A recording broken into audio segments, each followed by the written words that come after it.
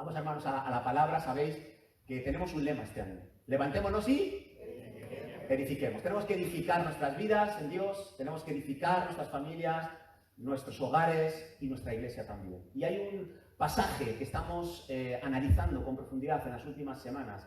Primera de Timoteo, capítulo 4, versículos 11 y especialmente el 12.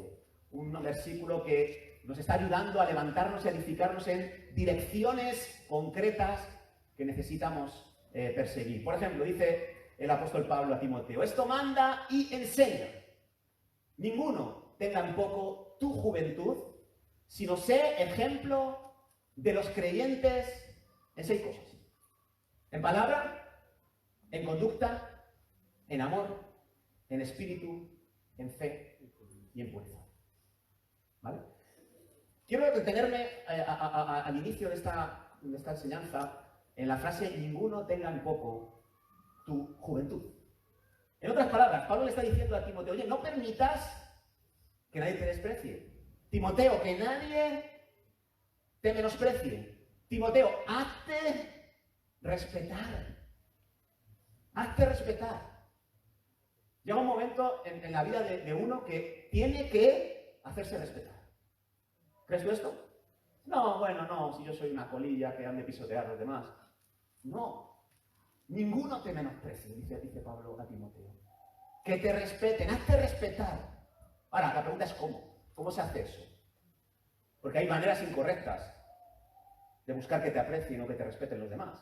Por ejemplo, algunos usan la fuerza física, la violencia verbal o física para que me respeten. Y se ponen duros, se ponen agresivos para que la gente les tome en cuenta y no crucen ciertos límites en sus vidas. Ahora me vas a respetar, dicen, ¿no? ¿Sería esa una forma en la que debemos hacer respetar? Desde luego que no. Hay otras personas que dicen, bueno, pues me van a respetar adoptando una actitud de soberbia y prepotencia, es decir, mostrando que yo soy alguien. Y van como los pavos reales allí pavoneándose, mostrando sus grandes plumas, sus grandes logros, que yo tengo 3 carreras, 2 másters y un doctorado. Cuidado. Y van siempre proyectando lo mejor de sí mismos para que me respeten, para que me tomen en cuenta, para que no me menosprecien. O que yo estoy ocupando un cargo en una empresa determinada o en un trabajo concreto. Oye, que yo tengo unas posesiones económicas bastante suculentas, que me respeten. Y es la manera en la que algunos intentan buscar ese respeto a través de la soberbia, de la prepotencia. ¿Creéis que esa es la forma? No. Hay otros que buscan ganarse el respeto, la admiración, a través del engaño. Y dan una imagen falsa de sí mismos. Dan la imagen que ellos creen que va a ocasionar que les respeten. Y engañan acerca de sí mismos, acerca de quiénes son, acerca de lo que han conseguido, acerca de sus cualidades, de sus fortalezas, y van simulando ser alguien que no son para que les respeten. Y otros también incluso intentan agradar a todos, tener a todo el mundo contento para que les respeten, sin importar las consecuencias, aunque tengan que sacrificar algunos de los valores y sus principios. Bueno, son formas en las que la gente dice, me tienen que respetar. Pero no son formas correctas. ¿Cuál es la forma correcta de que no te menosprecien, de que te respeten? ¿Cuál es la forma? Pablo se la dice a Timoteo. Sé ejemplo de los creyentes. Muéstrales lo que es un verdadero creyente. Y te aseguro algo. Puede que no al principio, pero al final te van a respetar. Te van a admirar. El ejemplo es la forma en la que nosotros podemos conseguir que la gente nos respete, no nos menosprecie. Fíjate, el ejemplo de una mujer, Rosa Parks, no sé si has oído hablar de ella. Rosa Parks se la conoce como una activista afroamericana, pero en realidad era una mujer creyente, muy sencilla, muy humilde. Muy humilde. El 1 de diciembre de 1955 iba sentada en un autobús en Montgomery, el estado de Alabama, en Estados Unidos. Y en esa época estaba en auge la segregación racial. Las personas de color no tenían los mismos derechos que las personas blancas. Es más, las personas negras se podían sentar en un autobús, pero si se llenaban los asientos y en una parada entraba una persona blanca, la persona de color tenía que levantarse y dejar su lugar a la persona blanca, porque así lo marcaba la ley. Y esta mujer un día, en el que el autobús iba lleno, y entró una persona blanca, dijo, no me voy a levantar. No me voy a levantar porque creo que tengo la misma dignidad que cualquier otra persona y tengo el mismo derecho de sentarme que cualquier otra persona. Y expresó esto con firmeza, con rotundidad, pero pacíficamente. No se lió a gritar, a insultar a nadie, no se lió a pegar puñetazos a nadie, simplemente dijo, lo siento, pero creo que tengo el mismo derecho para sentarme que tú. Y provocó una revolución. Mucha gente se animó, se estimuló a ponerse en la misma situación, y esta mujer fue tremendo porque su valentía y su determinación inspiraron a muchos a unirse a una lucha pacífica por la igualdad racial. ¿Y sabes quién tomó el testigo de esta iniciativa de esta humilde señora? ¿Conoces a Martin Luther King? Un pastor también muy sencillo del estado de Alabama. Y dijo, oye, esta mujer tiene razón y vamos a ser un altavoz de lo que ella está reivindicando, y de manera pacífica, sin agresividad, vamos a proclamar que todos somos iguales y que tenemos el mismo derecho de sentarnos en un autobús. Y empezó a hacerlo de manera pacífica, ya sabes. Su ejemplo transformó su sociedad, la sociedad de su época.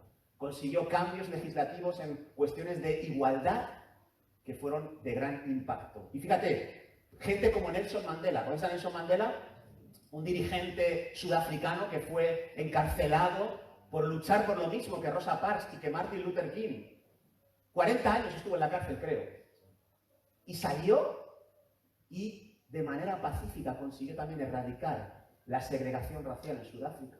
Y ¿sabes? Le preguntaron una vez, oye, ¿qué te inspiró a ti a moverte en esta dirección? A salir de la cárcel sin rencor, sin amarguras, a promover el perdón y el amor y la unidad. ¿Qué te inspiró? ¿Sabes quién le inspiró a él?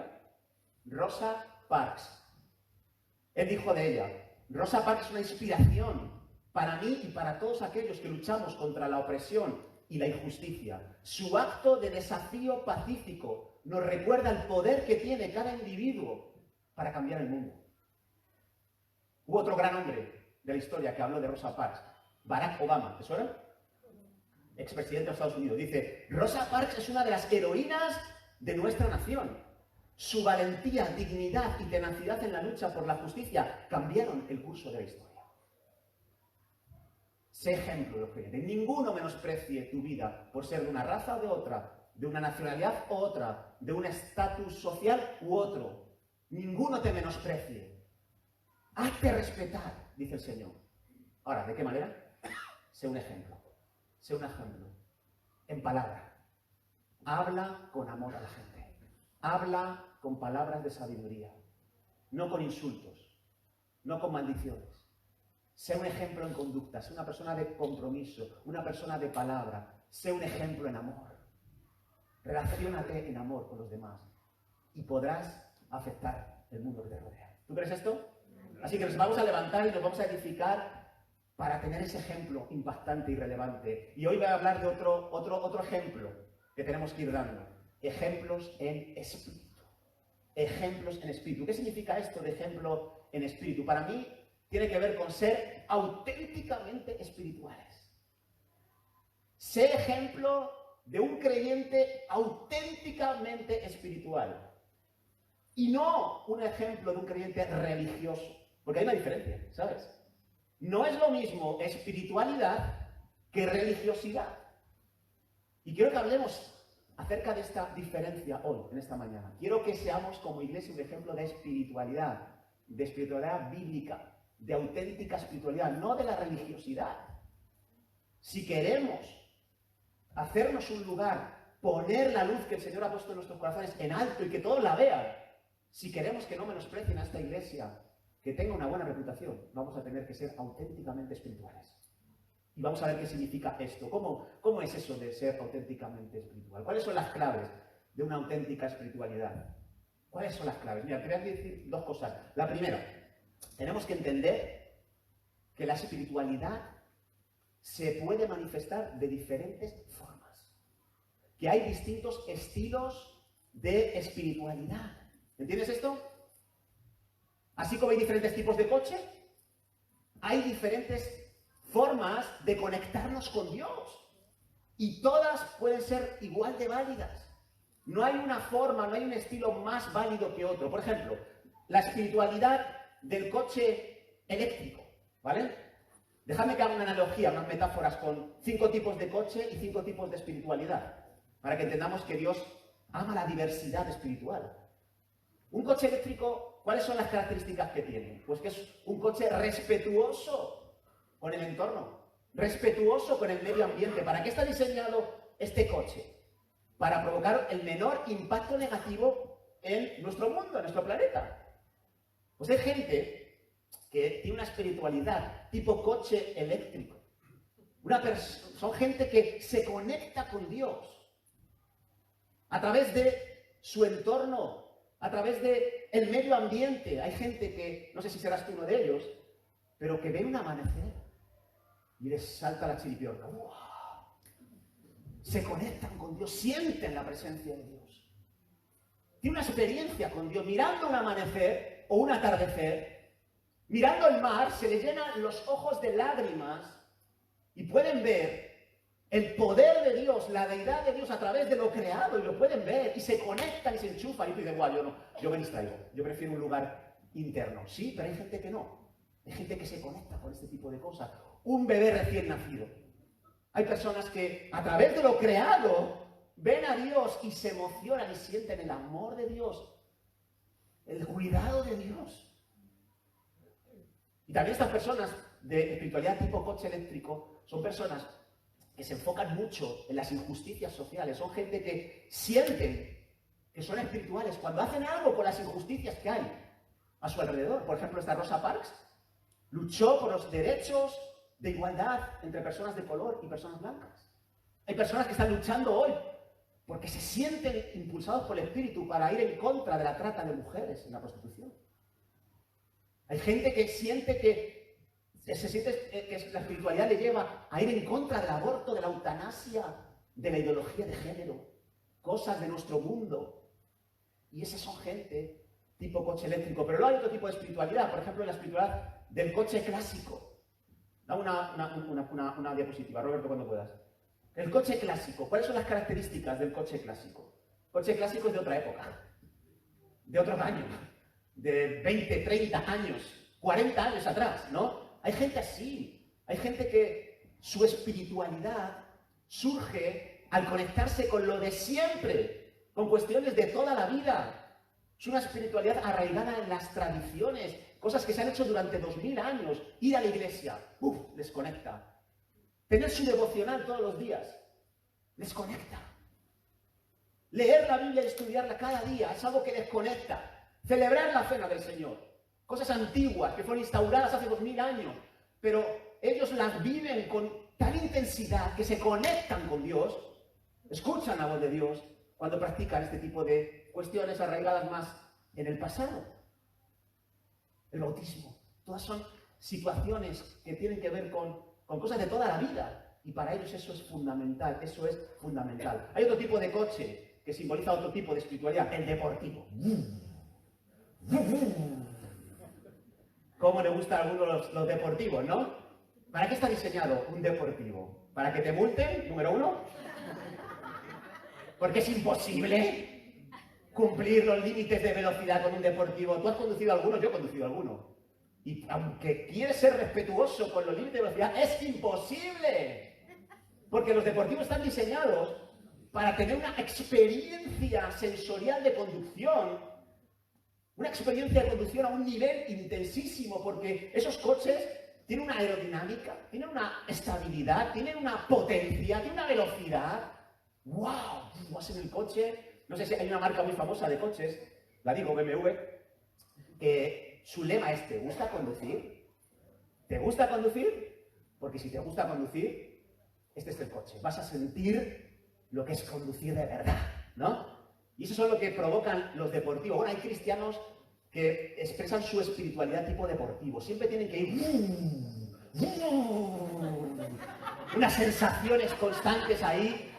Tienen que tener siempre la adrenalina a flor de piel. Y ¡guau! ¡Y aleluya! Y venga, y todo. Y están siempre con una intensidad espiritual tremenda. Pero en cualquier lugar, en un culto de oración, en un grupo de hogar, cuando están orando por los alimentos, se calibran y dicen,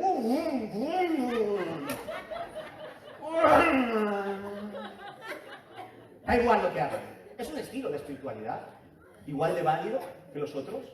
Son personas que están siempre buscando el poder de Dios, una experiencia sobrenatural en sus vidas, todo el tiempo, adrenalina, adrenalina, adrenalina. Quieren eso, y no se conforman con nada más.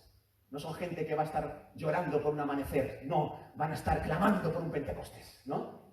Y luego hay otro estilo, que es el todoterreno, Es un coche que está diseñado para conducir por diferentes lugares. El pavimento asfaltado, impecable, impoluto, pero también las montañas del Quiñón. Todo tipo de terrenos. Pueden moverse por cualquier sitio. Y estos son cristianos que tienen una espiritualidad práctica, una espiritualidad versátil.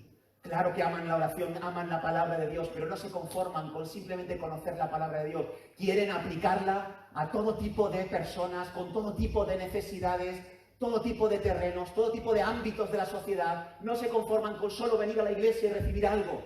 Tienen que aplicar eso en su trabajo como empresarios, en su trabajo como empleados, en su familia como esposos, esposas, como padres, como hijos, en la política. Quieren ver la palabra de Dios aplicada en todos los terrenos de la sociedad y de la vida. Son gente que le gusta el evangelio práctico. Quieren ver a Jesús obrando en cualquier ámbito de la sociedad.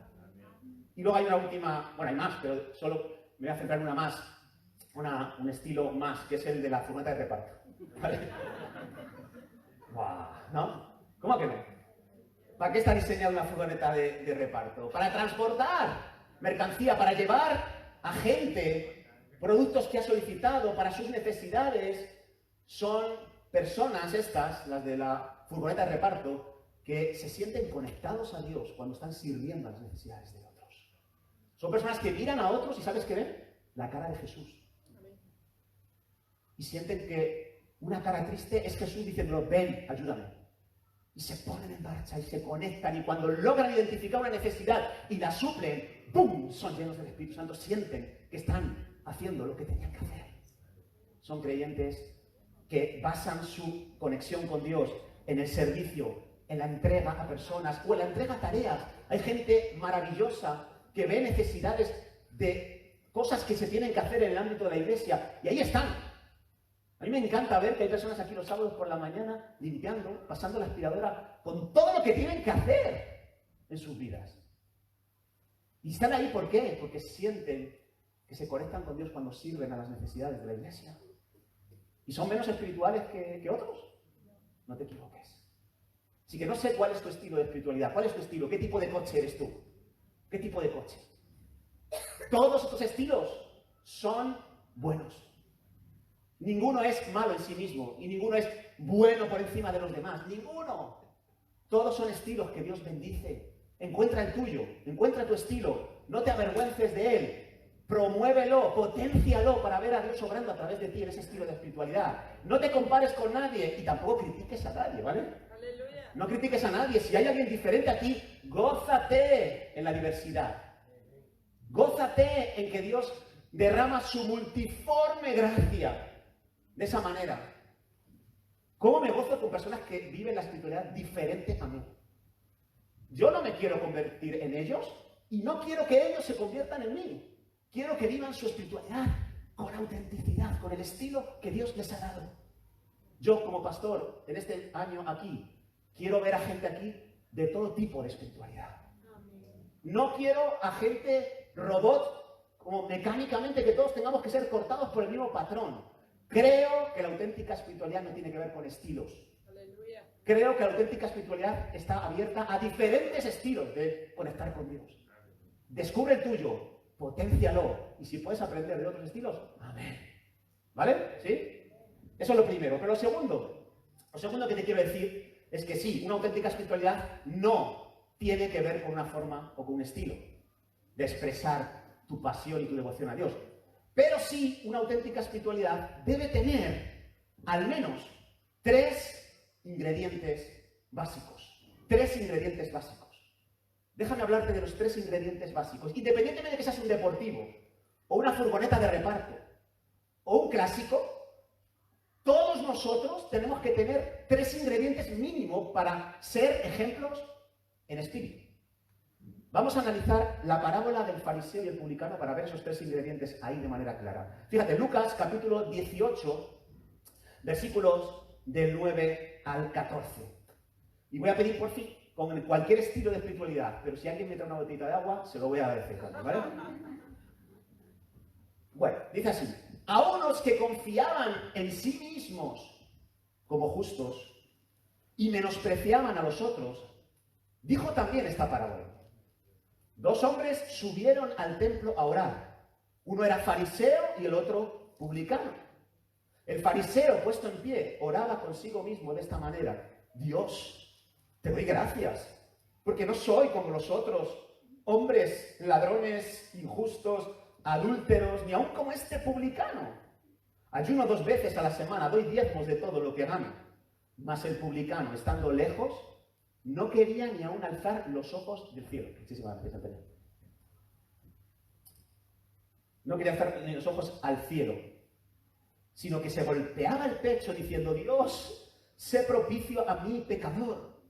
Os digo que éste descendió a su casa justificado antes que el otro, porque cualquiera que se enaltece será humillado, y el que se humilla será enaltecido. Amén.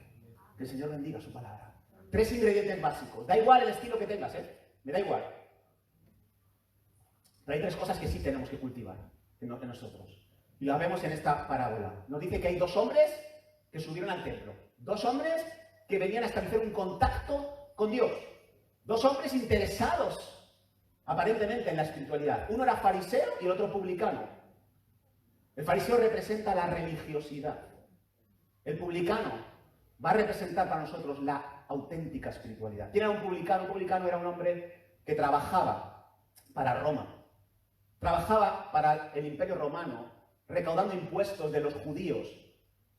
Y era un hombre despreciable, porque los judíos le veían como un instrumento de Satanás que les recogía su dinero para entregárselo al enemigo.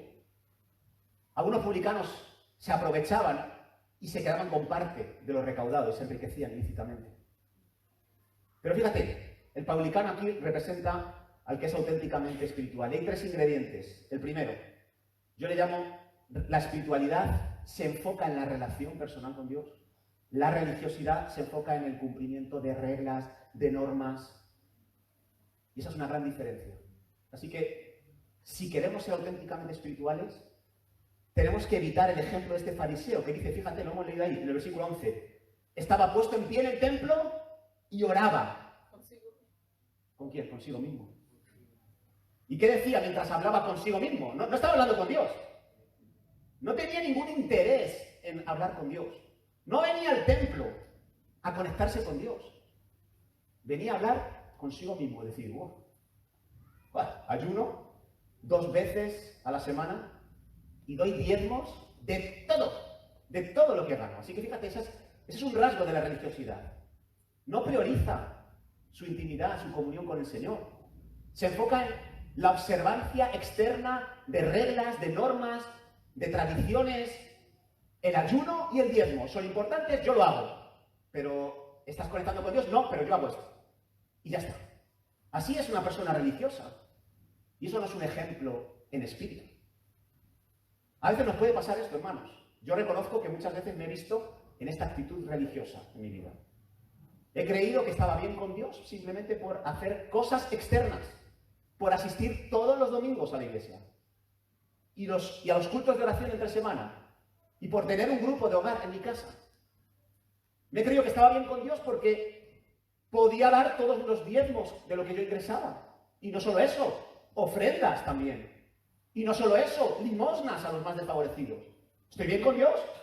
Porque estoy cumpliendo con una serie de normas, de prerrogativas. ¿Estoy bien con Dios? O incluso, estoy bien con Dios porque me he bautizado. Estoy bien con Dios porque participo de la cena del Señor. No tengo nada de qué avergonzarme ni pedir perdón a nadie.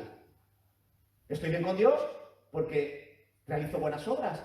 Porque estoy guardando un día a la semana para descansar. Y durante ese día no tengo ningún trabajo. Estoy bien con Dios porque ni fumo, ni bebo, ni digo palabrotas. Todo apoyándome en observaciones externas. en cuestiones que tienen que ver con cosas que están fuera de mí. Y sabes, las reglas, este tipo de cosas que yo he mencionado, no son malas en sí mismas. Son importantes, pero si solo te dedicas a vivir un cristianismo basado en ese cumplimiento de cosas, no es suficiente. En sí mismas no te provocan la espiritualidad, no te acercan a Dios estas cosas, en sí mismas. No te acercan. Deben ir acompañadas esas acciones, esas prácticas, con un compromiso y deseo de conectar con el mismo Dios. Es bueno ir a la iglesia, sí, pero si vienes simplemente para estar presente en cuerpo y mientras alabas al Señor y levantas tus manos, estás pensando en la flora y la fauna de la Mesopotamia, no es suficiente en sí mismo, eso no te va a acercar a Dios, no te va a hacer conectar con Dios. Tienes que venir con la intención de conectar con Él. Fíjate lo que hacía este publicano en el versículo 13. Mas el publicano, estando lejos, no quería ni aún abrir los ojos ¿a dónde? Al cielo, fíjate. Estaba en el templo, pero él sabía dónde tenía que dirigir su oración. No hacia su ombligo, hacia sí mismo, no hacia alguien que le escuchara, hacia el cielo. ¿Cómo sabía lo que significaba espiritualidad? Es conectar con Dios. Es conectar con el cielo. Y fíjate, dice, se golpeaba en el pecho diciendo, ¿qué decía? Dios, Dios, Dios. Qué claro tenía este hombre que lo que él necesita es una relación directa, personal con Dios.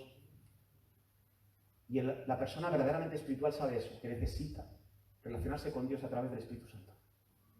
Que necesita hacer todo lo que hace para cultivar una sensibilidad con Dios, para tener una experiencia en primera persona con Dios. Y por la muerte de Jesucristo y su resurrección, hoy lo vamos a celebrar, Él abrió un camino para que tú y yo podamos encontrarnos personalmente con Dios. Para que podamos tener una experiencia en primera persona con Dios. ¿Crees que es una locura? ¿Crees que es algo solo de algunos locos que se sugestionan y conectan con Dios? Puedes conectar con Dios tú. Puedes escuchar a Dios hablar a tu vida a través del Espíritu Santo. No, es que eso es para algunos y yo con la experiencia de algunos, pues ya con eso me siento lleno. Sí, seguro. Mira, yo me acuerdo, durante años me hablaba la gente de Israel, de visitar Israel, Tierra Santa. Y me hablaban del muro de las lamentaciones, de ver a los judíos allí orando frente al muro, poniendo sus peticiones de oración metidas ahí entre los ladrillos de ese muro. Me hablaban de Jericó, del desierto donde Jesús fue tentado. Me hablaban del monte Gólgota, que tiene aspecto de calavera, por eso se llamaba el monte de la calavera. Me hablaban del sepulcro donde se supone que Jesús fue enterrado. Me hablaban del mar muerto incluso, que por el alto índice de sal podías flotar. Y que había gente que leía el periódico sin flotador, sin colchoneta inflable. Leía el periódico así, con las piernas hacia afuera y las manos. Y yo decía, ¿será posible? Me hablaban de un montón de experiencias estimulantes. Y cuando yo fui a Israel, pude pasar por todas esas experiencias. Y te aseguro que es muy diferente a que te lo cuenten que a que lo vivas. Muy diferente. Mira, hermanos, yo he estado en campañas evangelísticas donde Dios hacía milagros de sanidad increíbles. Con esos ojos lo he visto. Yo he participado mucho apoyando como colaborador en estas campañas. Y aquí en España, no hace falta ir a otro país, en otro país también he estado, pero aquí en España yo he visto grandes hombres de Dios con dones de sanidades y milagros. Y he visto con mis propios ojos el poder de Dios obrando. Me lo habían contado, pero no es lo mismo que te lo cuenten a que tú lo puedas ver y experimentar en primera persona. Es una experiencia totalmente diferente. El religioso habla de lo que oye. El espiritual habla de lo que experimenta. Y es algo que tenemos que procurar, cultivar esa comunión con el Espíritu Santo, cultivar la sensibilidad espiritual para poder tener una experiencia de primera. ¿Sí o no? Segundo ingrediente básico de una auténtica espiritualidad. Hablo de introspección versus observación.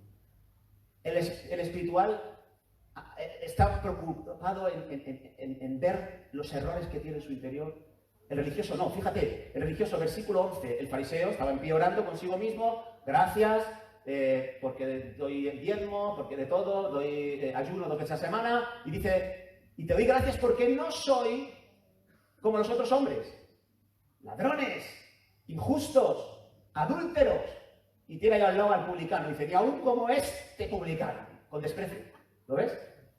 Así funciona la religiosidad. El religioso pone su mirada ¿en qué? En la paja del ojo ajeno. Y pasa por alto la viga que tiene en su propio ojo. El religioso es similar al hijo mayor de la parábola del hijo pródigo. ¿Te acuerdas? Cuando vino el hijo menor arrepentido, dispuesto a hacer restitución, el hijo mayor se acerca, que venía de trabajar, supuestamente, y le dice al criado, ¿qué ha pasado? ¿Por qué oigo tanta fiesta? Es que tu hermano menor ha venido y tu padre ha hecho fiesta para celebrar que estaba muerto pero ha revivido. ¿Y qué dice el hijo mayor? ¿Se alegra? No se alegra. Empieza a recalcar los errores de su hermano. Incluso dice cosas de él que a lo mejor estas son mentiras porque no las tenemos seguras. ¡Él ha malgastado todos sus bienes con prostitutas! No lo dice la Biblia. Probablemente hasta se lo inventó él. Pero el hijo mayor, en vez de alegrarse porque su hermano menor había vuelto a casa, empieza a señalar el pecado, la paja, y él tenía lo suyo. De hecho, el hijo mayor, ¿sabes qué simboliza? Simboliza a aquellos que mataron a Jesús. La religión es así, pone el dedo en la llaga ajena y pasa por alto la propia. Y eso es importante, si queremos ser auténticamente espirituales, tenemos que enfocarnos prioritariamente en la viga que hay en nuestro ojo, porque, ¿sabes? Hay una viga en tu ojo. ¿No la ves? Deja de mirar la paja del ojo ajeno. Mira, hay una herramienta que solemos utilizar en el coaching, cuando yo soy coach profesional. ¿Me puedes dar una? Mira, se llama la ventana de Johari, no sé si has oído hablar de ella. Es una ventana que nos ayuda a ser conscientes de 4 áreas de nuestra vida, ¿vale? Mira, lo voy a ilustrar con estas cartas, ¿vale? Hay 4 áreas en tu vida de las que tienes que ser consciente. La primera es el área pública. ¿En qué consiste el área pública? Fíjate, es como si tuvieras una baraja de cartas y las pones así, boca arriba sobre la mesa. La área pública es que hay cosas en tu vida que tú ves y que los demás también ven. ¿Vale? Pero luego está el área ciega. Y la podríamos ilustrar de esta manera. Yo tengo 7 cartas y tú ves las cartas que yo tengo, pero yo no sé las cartas que tengo. El área ciega es que hay cosas que los demás ven en mi vida, pero que yo no veo en mi vida. Hay cosas que tú no ves, pero que todo el mundo lo ve. Tú dices, ¿tú crees que la gente no está viendo tu mal genio? ¿Tú crees que la gente no está viendo que eres un egoísta, que eres un envidioso, y los demás lo están viendo? ¿Y tú crees que no, que estás bien tapadito, porque no lo ves? Y luego hay otra que es la área oculta. El área oculta es que hay cosas en tu vida, ¿vale?, que no las ves ni tú, ni los demás. Área oculta. Ni tú, ni los demás. Perdón, me he equivocado. El área oculta es, hay cosas que yo veo, pero no dejo ver a los demás. ¿Sí? Perdón el lapsus. Área oculta. Hay cosas que sé que están ahí, solo las veo yo, pero no dejo que las vean los demás. ¿Vale? Y la área desconocida, áreas en las que hay cosas en mí que están mal, que yo no las veo y los demás tampoco las ven. Imagínate. A mí esto es lo que más me perturba. Lo que más me llama la atención es que hay cosas que están mal en mí, pero que no las veo yo, y ni siquiera las ven las personas que están a mi alrededor y no me pueden advertir de ellas. Y voy caminando con errores, con distorsiones, con desajustes personales, y no las puedo yo tratar porque no las veo, pero es que tampoco las ven otras personas. Mira, te lo puedes creer o no, hay cosas en mi vida que estaban mal, no las veía yo, pero es que ni mi mujer, que vive todos los días conmigo, las veía. Tan profundas, tan arraigadas, que no las veíamos ninguno, y es por eso que necesitamos una relación personal con Dios más que una relación con actividades externas, porque el Espíritu Santo tiene la potestad de revelarte lo que está en lo oculto de tu corazón y hacértelo visible para que puedas cambiar, porque la auténtica espiritualidad significa que trabajas para detectar tus errores y producir cambios en ellos. Una auténtica espiritualidad está en constante cambio a mejor.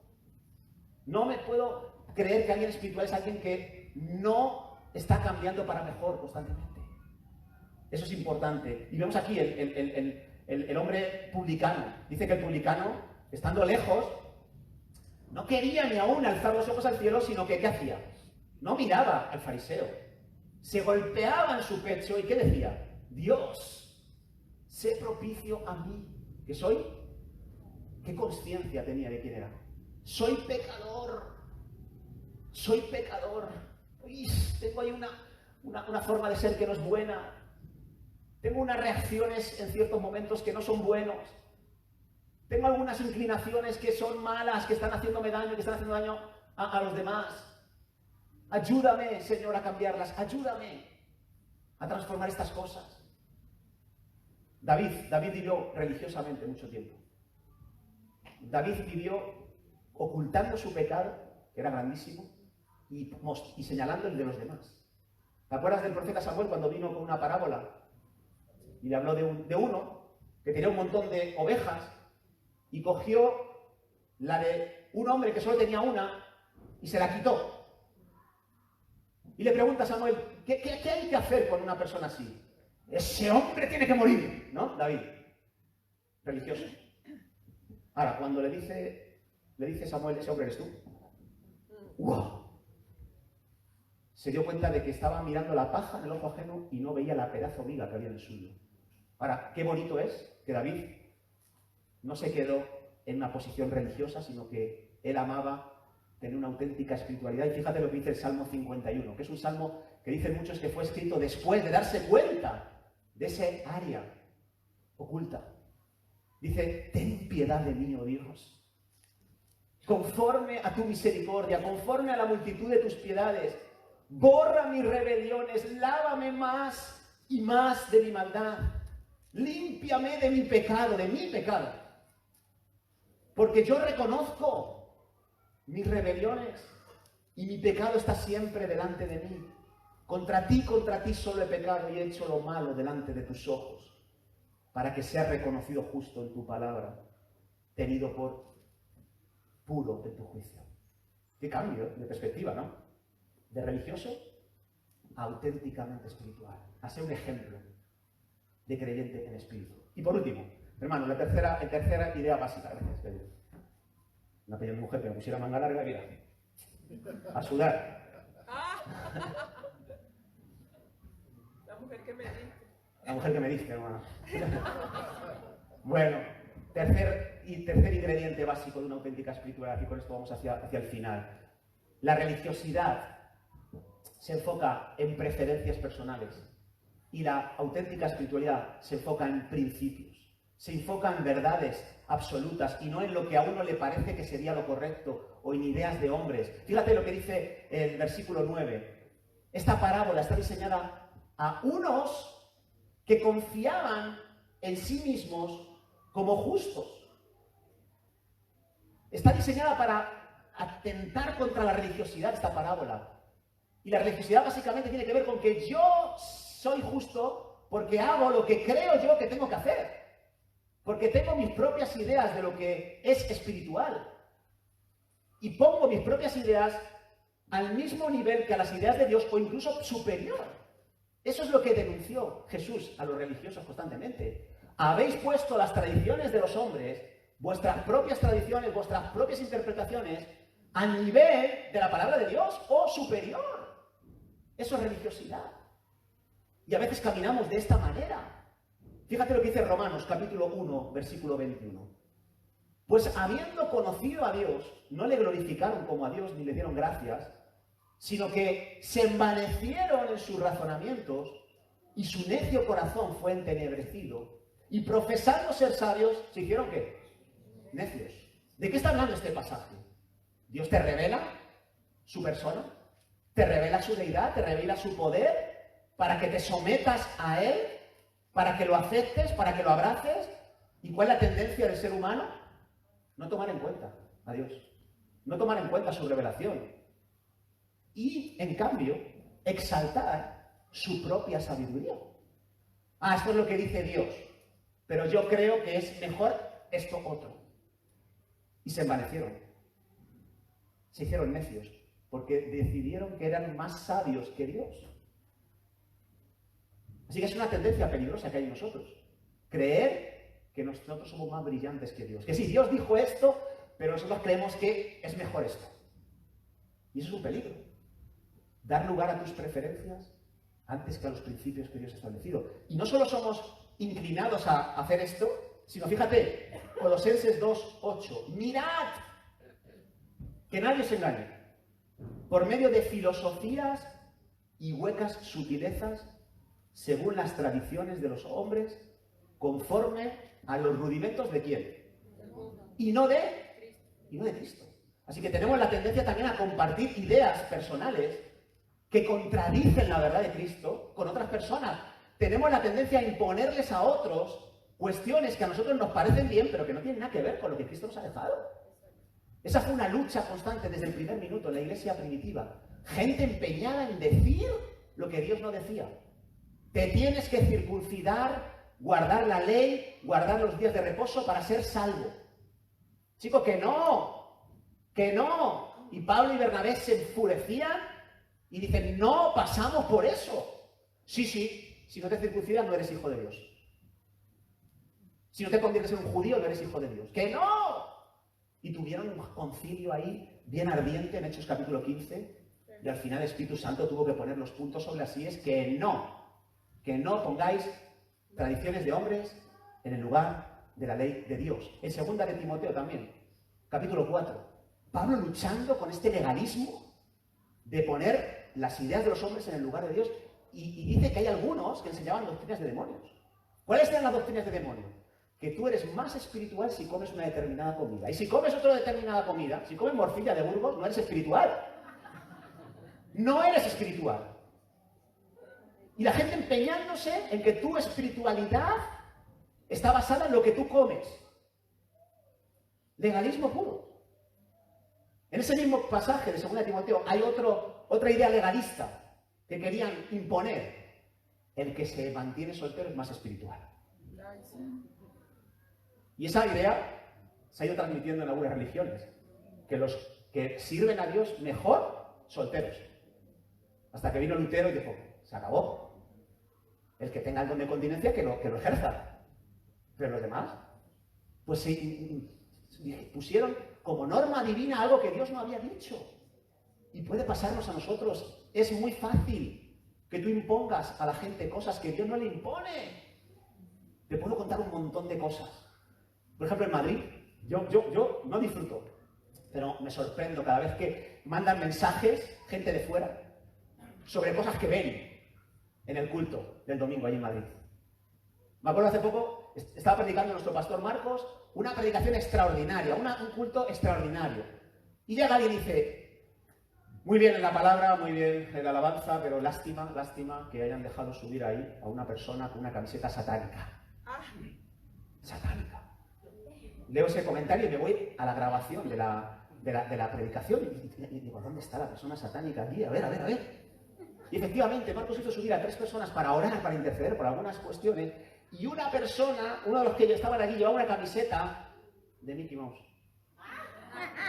Mickey Mouse. Satánico. Puede que no te guste las ideas que está Disney transmitiendo en alguna de sus películas, pero el hecho de que tú lleves una camiseta de Mickey, que a lo mejor ni siquiera eres consciente, ¿realmente crees que eso afectará a tu espiritualidad? ¿Que es un demonio que se te va a meter ahí? ¿Una camiseta? ¿De verdad crees eso? Si lo crees te respeto, pero por favor, mira lo que dice la Biblia. La Biblia dice que ni siquiera comer de los sacrificados a los ídolos tenía no te afectaba a ti espiritualmente. Que dejases de comer por si era de tropiezo para otros, pero a ti, eso a ti no te llevaba a ningún sitio si tú estabas firme en el Señor. Y nosotros ponemos reglas, ponemos leyes de hombres, como si fuera Dios el que está detrás de ellas. Otro mensaje. Esta iglesia no es muy espiritual, porque más que una iglesia parece un pub, con las lucecitas que hay detrás. O sea, estás juzgando la espiritualidad de una iglesia por unas luces LED de color. A lo mejor a ti no te gusta esa decoración y te respeto. Pero no confundas principios bíblicos con preferencias personales. No confundas lo que a ti te gusta con lo que Dios dice que es lo correcto. Yo, por ejemplo, mira, honestamente te lo digo, hay determinados tipos de música cristiana que no me tocan a mí. Y los he tenido que sufrir en mis devocionales familiares en otra época, gracias a Dios que mis hijos ya han entrado en otra etapa, pero a veces teníamos nuestro tiempo de devocional todos los días y me ponían a Redimidos, Alex Zurdo. No estoy en contra de ellos, ¿vale? Pero yo, para mí, esto no es un estilo que a mí me conecte con Dios. Yo soy abuelete ya. Yo soy de la época de los Marco Barriento, Marco Will, de todos los Marcos, o sea, soy de otra época, ¿vale? Reconozco que no he evolucionado ahí. Ahora, yo no creo que eso sea del enemigo, ese estilo de música. Y por eso yo no le voy a decir a mis hijos que esto no es de Dios, porque a mí no me conecta con Dios. Porque entiendo que la escritura tiene que ver con diversidad y que lo esencial tiene que ver con si a ellos les conecta con Dios. Y yo les veía que ellos repetían las frases que ellos cantaban y se conectaban con Dios, pues yo me doy por satisfecho. Tengo otras preferencias, pero yo me baso más en los principios que en las preferencias, porque quiero una auténtica espiritualidad en mi vida. Así que, hermanos, ¿qué tipo de creyente eres tú? ¿Un creyente auténticamente espiritual o religioso? ¿Qué predomina en tu vida en base a los 3 ingredientes básicos de la espiritualidad que hemos visto? Porque ¿sabes qué? El versículo 14 de esta parábola dice que cuando descendieron a su casa del templo el fariseo y el publicano, solo uno de ellos fue justificado. Solo uno fue aprobado por Dios. ¿Sabes quién fue? El publicano.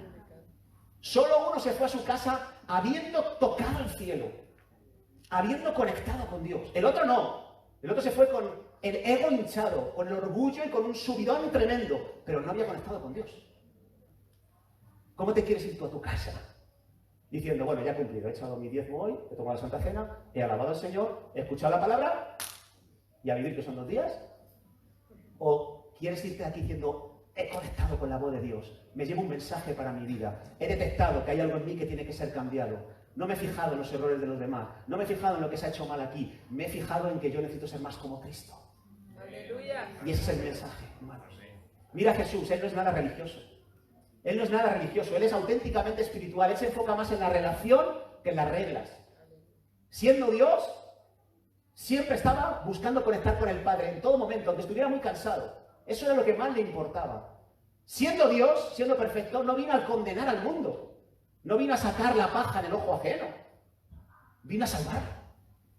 Siendo Dios, se enfocó en cumplir la palabra del Padre, no sus propias preferencias. Llegó a decir, me gustaría que mi alma fuera librada de este episodio trágico que me toca, pero no se haga lo que yo quiero. No se haga lo que yo quiero. No quiero mi propia opinión, no quiero mi preferencia, quiero la voluntad tuya, Padre. Eso es auténtica espiritualidad. Y yo quiero parecerme a Jesús cada día más. ¿Tú también? Aleluya. ¿Por qué nos ponemos en pie, hermanos? Y cerramos orando, pero enseguida vamos a pasar a la Santa Cena brevemente. Pero toma unos instantes de reflexión, por favor. Pídele a Dios que te muestre cuán ejemplo eres de creyente en espíritu.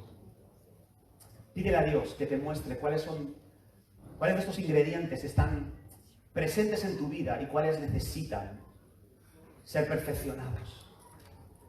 Pídele a Dios ser como Jesús, auténticamente espiritual. Pídele a Dios que nos ayude a huir de la religiosidad. Pídeselo a Dios. Señor, venimos aquí por ti, Dios. Venimos a conectar contigo, no a cumplir con unas tradiciones, con unas normas, con unas reglas. Venimos aquí a tocar tu corazón. Y claro que queremos seguir tus pautas, pero por amor, no por frialdad de la ley simplemente, Señor. Padre, venimos aquí para hacer introspección, para descubrir cuáles son las áreas ocultas, cuáles son las áreas ciegas que hay en nuestras vidas, Señor. No venimos aquí a mirar lo que otros hacen mal. Venimos aquí para tomar en cuenta los principios de tu palabra. Estamos dispuestos a sacrificar nuestras preferencias. para ser uno en lo esencial, Señor. Padre, seamos una iglesia auténticamente espiritual, Señor. Oh, aleluya, Señor. No sé si aquí hay alguien que siente que necesita avanzar en esta área. No sé si aquí hay alguien que necesita librarse de la religiosidad y necesita tener una experiencia más personal con Jesús, con su Espíritu. Mientras estamos orando todos, yo quiero orar por aquellas personas que quieren avanzar en esta dirección, la de tener una auténtica espiritualidad. Si es tu caso, yo quiero ver tu mano, yo quiero orar por ti en esta mañana. Dios os bendiga, Dios os bendiga. Y yo me uno a vosotros, yo también quiero. Podéis bajar vuestra mano. Señor, oramos por estas personas que reconocemos nuestra necesidad de avanzar en esta cuestión que hemos hablado hoy, Señor. Por favor, ayúdanos. Ayúdanos, Señor.